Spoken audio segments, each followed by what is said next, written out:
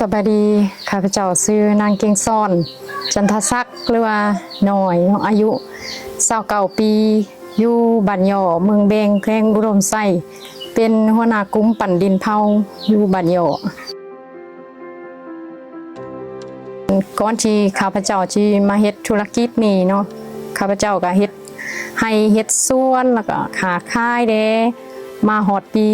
2019ข้าพเจ้าก็มาบริหารเฮ็ดธุรกิจปั่นดินเผานี้แล้วมาฮอดปี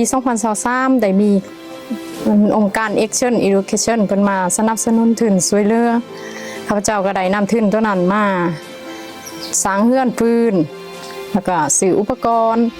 แล้วก็ใส่เป็นทุนหมุนเวียนแล้วก็ซื้อเครื่องจักรที่ทันสมัยแล้วในการผลิตไว้ขึ้นเฮ็ดให้ทันกับออเดอร์ที่ลูกค้าสั่งก็ได้ตามเวลาที่ลูกค้าต้องการก็ได้รายรับเพิ่มขึ้นหลายกว่าเก่าแต่ก่อนเนาะการเฮ็ดปั่นดินเผานี่มันเป็นอาชีพเสริมแต่ว่าเดี๋ยวนี้ข้าพเจ้าได้เฮ็ดเป็นอาชีพหลักก็ต้องขอบใจนำโครงการเพิ่มโอกาสการเป็นผู้ประกอบการอันใดเฮ็ดให้ข้าพเจ้ามีรายได้ที่มั่นคงแล้วก็ได้เป็นที่พึ่งของครอบครัวรายรับที่ได้จากการขายเนาะก็สามารถแก้ไขภายในครอบครัวได้แล้วก็ซ่องมาก็สามารถส่งลูกเรียนได้พอเฮ็ดให้ครอบครัวมีชีวิตอยู่ที่ดีขึ้น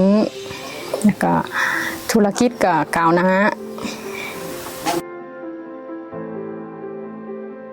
สร้างให้ผู้ที่ว่างงานมีรายรับนึงมากอะเฮาจ้างแรงงานเขาเจ้าเพื่อว่าบ่ให้เขาเจ้ามีเวลาว่างใส่เวลาว่างให้เป็นประโยชน์เนาะให้มีรายได้โดยหลังจากข้าพเจ้าได้เขาร่วมโครงการนี้ก็ได้ความรู้ใหม่ๆที่เพิ่นแนะนำให้ก็มาพัฒนานำธุรกิจเนาะหนึ่งมากหูด้านการตลาดหูว่าสิขายอยู่ไสสองมากก็หูการบริหารเงินสามมากก็หูเกี่ยวกับบทบาทยิ่งใส่เป็นอย่างใดเนาะต้องขอบใจนำโครงการที่ให้ความรู้แล้วก็ให้ทุนฮ้อนให้ข้าพเจ้าได้มีโอกาสพัฒนาธุรกิจของข้าพเจ้าเนาะได้มีรายรับเพิ่มขึ้นแล้วก็เป็นที่พึ่งของครอบครัว